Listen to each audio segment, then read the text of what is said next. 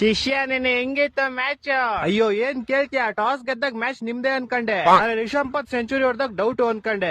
ಹಂಗು 227 ಹೊಡ್ಸ್ಕೊಂಡ್ರಲ್ಲ. Bowling fielding ಬಿಟ್ಬಿಡು, ಅದ್ರಲ್ಲಿ ಏತ್ಬಿಟ್ವಿ. ಬ್ಯಾಟಿಂಗ್ ಹೆಂಗಿತ್ತು? ಕೊಹ್ಲಿ ಸಾಲ್ಟ್ ಪಾರ್ಟ್ನರ್ಶಿಪ್ ಅಲ್ಲಿ 50 ಬಂದಾಗ ಮ್ಯಾಚ್ ನಿಮ್ದೇ ಅನ್ಕಂಡೆ.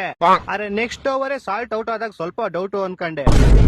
ಆಮೇಲೆ ಪಟ್ಟೇದಾರ್ ಬಂದ್ ಹೆಂಗ್ ಸ್ಟಾರ್ಟ್ ಮಾಡಿದಾಗ ಮ್ಯಾಚ್ ನಿಮ್ದೇ ಅನ್ಕಂಡೆ.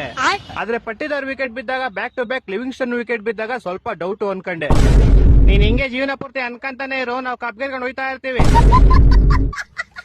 ಯಾವಾಗ ವಿರಾಟ್ ಕೊಹ್ಲಿ ಹಾಫ್ ಸೆಂಚುರಿ ಹೊಡೆದ್ನೋ ಅವಾಗ್ಲೇ ಗೊತ್ತಾಗ್ಬಿಡ್ತು ಮ್ಯಾಚ್ ನಮ್ದೇ ಅಂತ. ಇದುವರೆಗೂ ವಿರಾಟ್ ಕೊಹ್ಲಿ ಹಾಫ್ ಸೆಂಚುರಿ ಹೊಡೆದಿರೋ ಮ್ಯಾಚ್ ನಾವು ಯಾವ್ದು ಸೋತಿಲ್ಲ. ಹೌದಾ? ಹಂಗೆಲ್ಲ ಆಯ್ತಾ? ಇನ್ನೇನ್ ಮತ್ತೆ. ಆಮೇಲೆ ನಮ್ ಕ್ಯಾಪ್ಟನ್ ಜಿತೇಶ್ ಶರ್ಮಾ ಹೆಂಗ್ ಆಡ್ದ? ಜಿತೇಶ್ ಶರ್ಮಾ ಸ್ಟಾರ್ಟ್ ಮಾಡ್ದಾಗ ಮ್ಯಾಚ್ ನಿಮ್ದೇ ಅನ್ಕಂಡೆ.